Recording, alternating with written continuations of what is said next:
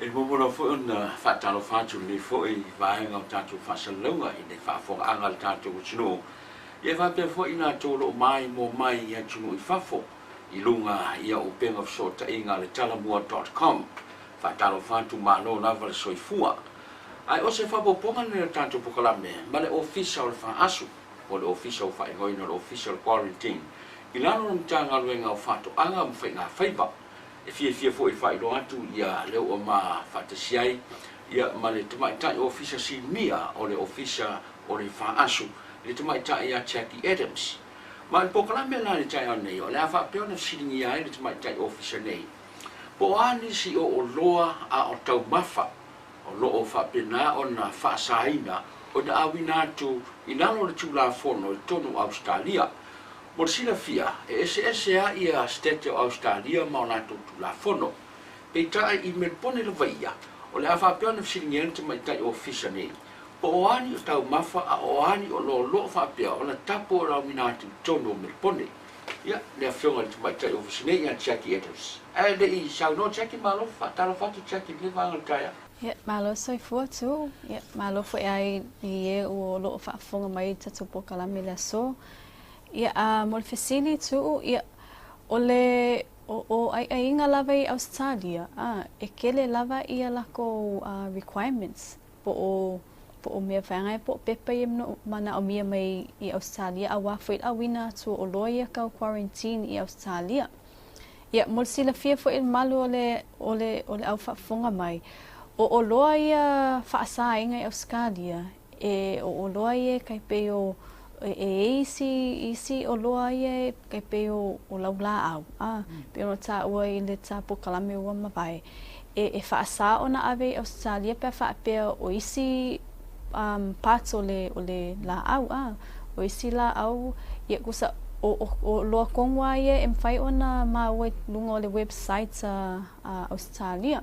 Kai pe foi al matou foi au nanga matou te so ta ia ma le websites le a Australia ka ole PICON Australia a fa pe ye ngisi o fa fonga mai o le access I le internet im fai ona la to o sa o lunga le websites le a Bicon ka unga I Australia ia e ala la ko function nga a fa pe ongi o se lau polal ko nga lau ai for medicinal purposes mo me ave lau la au I Australia mo mai ia afa pela nga ke si la fia I lau la au le fia ave ele leila le ta sa o lunga le websites le ia ia la ko awala nga ka o mai ia ku so le awala le na o mia I le fai o le pepa le matou kai pe al kele lava o lau la au e ave Australia mo mea ie whaonga mo mai Samoa e mina o mea le whai atu o le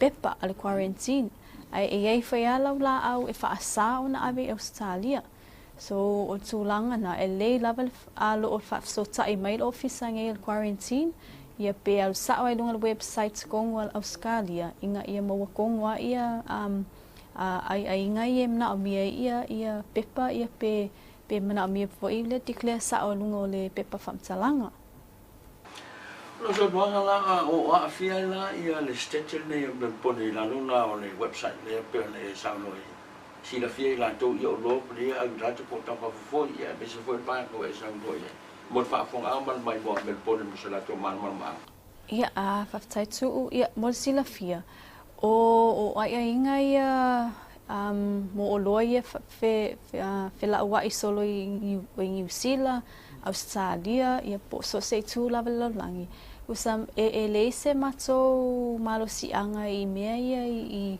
tu la fono I tono se tete po states tai tasi o kong watunu but spau lava mea o requirements lava Australia a fa pea o lei se lato a fituna inga wa fa sale wa ko le o mea yo ulu ka ko kasi ia ele mfailanga mako determininga ia states kai kasi awau Australia ia pe ole atunu wale le ka ko ke expose nga iai ai le fa pe nga o Melbourne nga o singi but so pe on ta ole requirements lava Australia e au fia umai ai skeke, but o ki longa tūlanga ngā I kongo Melponge, ia, ai foi e se foi ngila ko border restrictions, pe o border restrictions mai Melponge nga I isi skeke o Australia.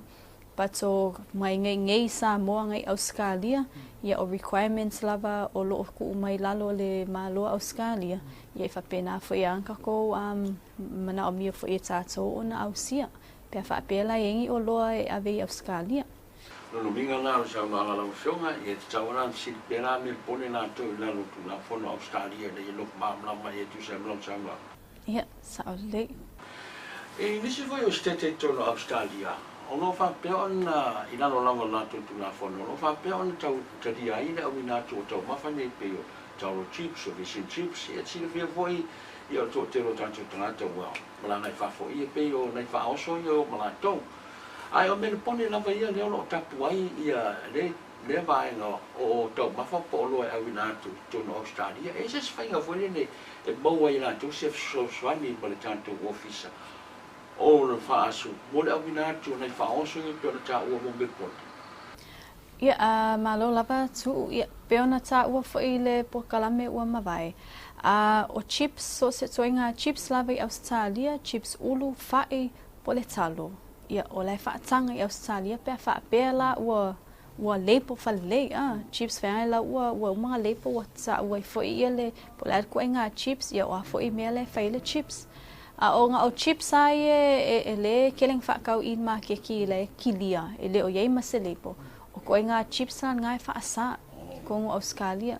Ia aio se me pena ai wa waku chips ia ele ma se leipo po le sfo I me tūlanga ia langa telo tatangata ia e ngalo fo ia lato ia le pepa le declaration form a fa pe o lai e watu au chips o lai leipo fale ia ai ele enter fo ngalo e kele itikinga ia le declaration form ia ke le fo ia le malusi anga fo I tono Melbourne ia po so se tūlava Australia. E whaalea ngā ina chips ia pe whapea o laile o whatumua kongo le pepa lea ka o declaration form. Nara te tonga tau whatumua pepa le tā. O le declaration form ia pe kele o malanga ia o I Australia. E tuwha mai ale pepa la le o declaration form I lungal wa alele pe whapea e kusa pe ngai minuti ele I land le ma alele. So le pepa la lea e au ngā lava awa a whaatumu whaamaoni. Ia e whaingo fie whaeanga o le check-in ningo o loa. Ai a whaapea o lai e waku le pepa ia ai e ke le o whaitawa lei le pepa lea ia pe e le whaatumua foi. Ia o le tūlanga lan ngā e mwhai ai ona ave ese e vaenga ia I malai valeli Australia ia o loa ese ia. Rominga e au ana malama e tāua I alo malanga atu I Australia ia po stete fo le Melbourne. Ma le whaoso le po le tāua. Ua ia pepa foi le whaiona e whaatumui le lunga le valeli. Ai le ngata lea, o le pepa foi le whaapipi I le o loa le aratu e lo sina fiai ia le tuenga o loa. Ia e mese foi ia o tuna fono na tongia ia mo feave ingo mene o loa. E pepa foi lo lenga no saudoanga keki. Ane ese pepa foi le whaapipi I le chips lea. Ele tau le o company o fena tinu ala kuan. Ia sa o lei pe mata ua. O so se toinga chips lava I Australia e whaatanga. Pe a whaapela o iei leipo so chips. Whaikaika inga pe o chips ie TNH plantation. Ia le ka uai I o banana chips. Ia mamei e whai ei. Usa leipo whaanga le o whaino lungo chips.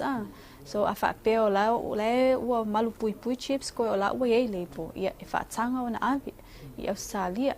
E a whaapea o se chips o lai waku e le o iei ama se leipo ngā o pepa kilia. Ia koe ngā chips lan ngā e whaasa. E whaasa ngā ave e longo fia. Koe ngā chips ngā e ke vai a kua le ma se leipo e ka o mai po lea lea koe ngā o loa. So mea lai whai tua tuai.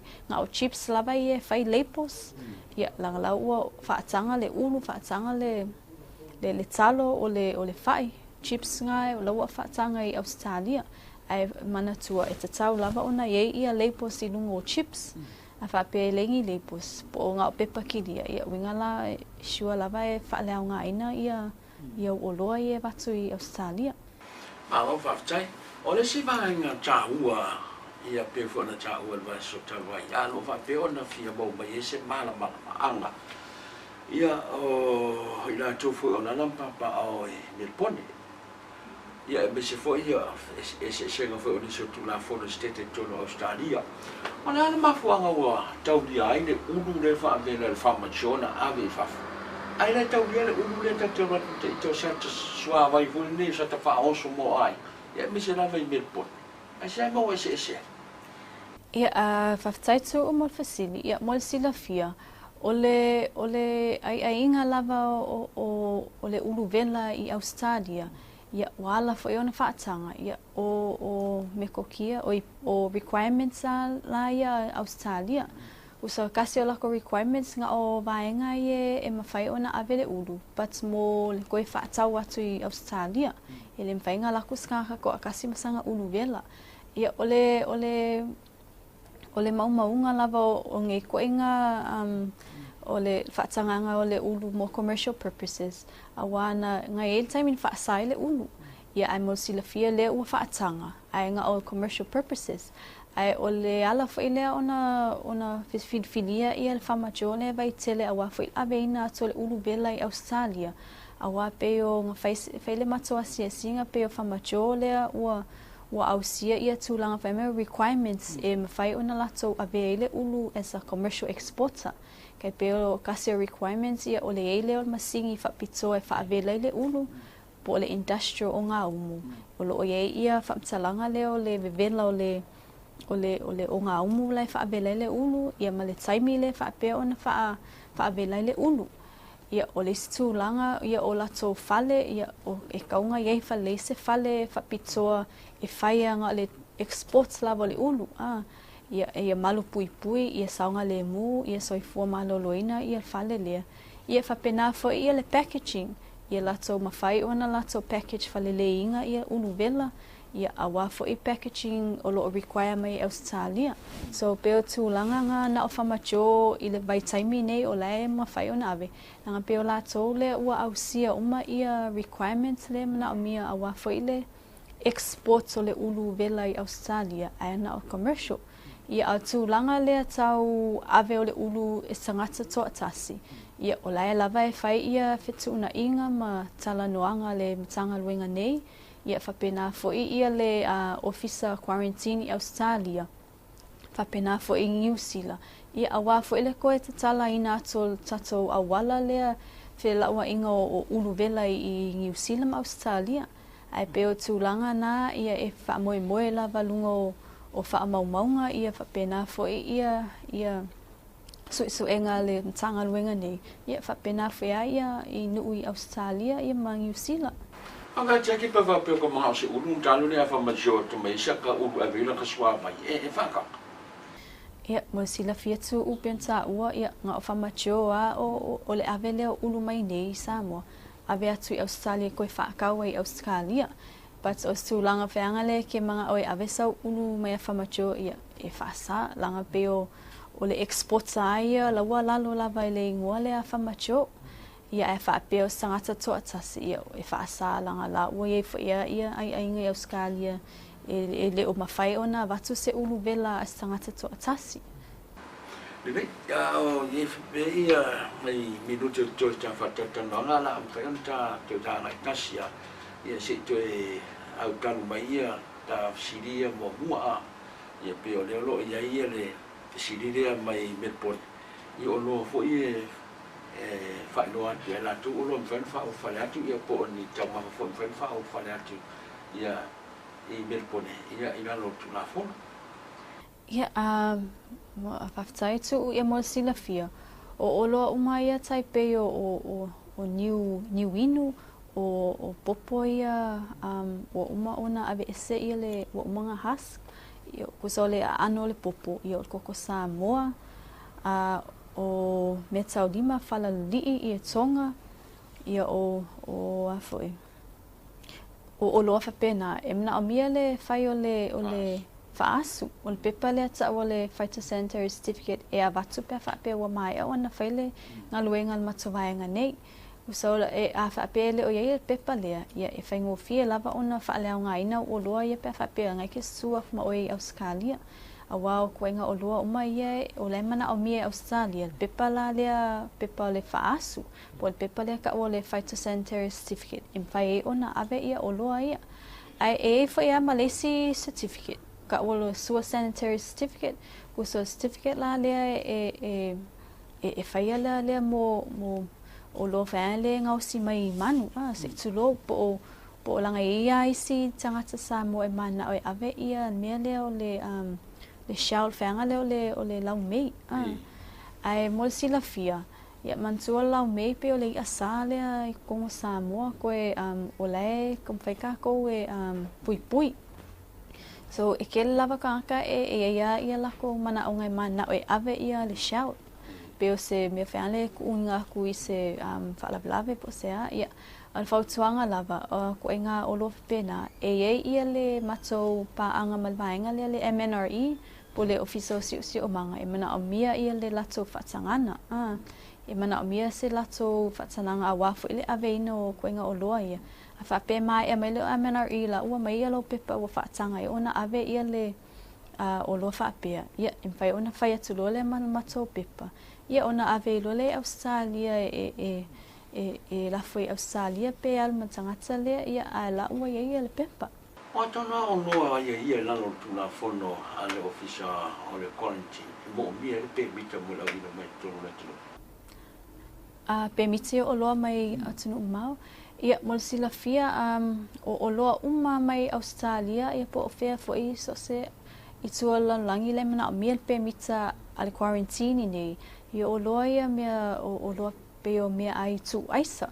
patata ingo o se pusa moa o se pepa ham ia o se pusa sosisi ia o mea whaanga o pepa seeds ia lai fai leipo ia o mea ia o mea tau waila au po o mea ia e tineia ia inseti po manu whaalafu ai tono Samoa ia koinga o loa pe nai mna o mea le pe mita la lea a quarantine a wafo ila wina mai tono Samoa ia o sa famotu ia o les foi tu langa ia o mea ia o fruits fala au faisua kusa kele o fala au faisua fala au ainga ia kele o kangaka ia a umea ia le moli lunga le vaalele ia waku kong le ako ia asu mai lole manga ia i fafomel malai vaalele ia ai umai fo e mena o mia pepa e mena o mia foi pepa a wa foi e tu sala pe fa pe tasi lau moli ia pe tasi sau fruits e ke sau ma oi e mena o mia laval pepa e fai ia le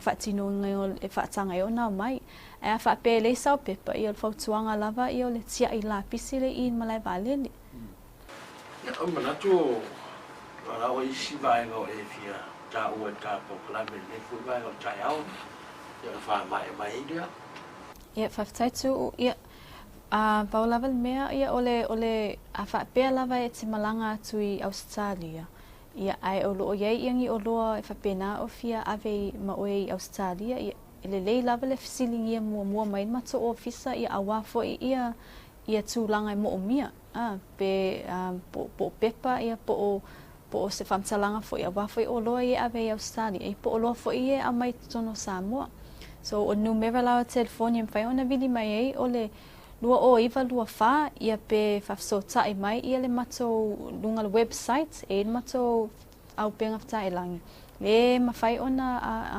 tanga ia tuai i tu langa ia o loa awina tu fafo ia ma o loa fo ile awina mai tono Samoa ia on mato website o le www.samoaquarantine.gov.ws ia ma numero telefoni o le lua o iva lua fa ia pe o le sfo itu langa ta watele i o le vavaile o le website ale vainga le Australia ka o le BICON Australia ia o le ngā fai ona e alu sao ai lunga ma type tonu ai lunga ia o loa ia penaon fia ave ia ona tu mai fo e lato ia lato fo i boa ia requirements ia awa fo o loa ia ave ia tu i Australia Jackie Adams o le tumatai officer sinia o le official quarantine sport faaso ina lo mchanga lo nga fa to anga fa nga fa e man fa ma na mai no fo o ni so la fono e tu sai mai ai nga o lo me tau mafa e au ina ti fafo o le au ina mai fo to no le tro ai me se fo il mo wa se man ma anga na to lo la la papa au i bel pone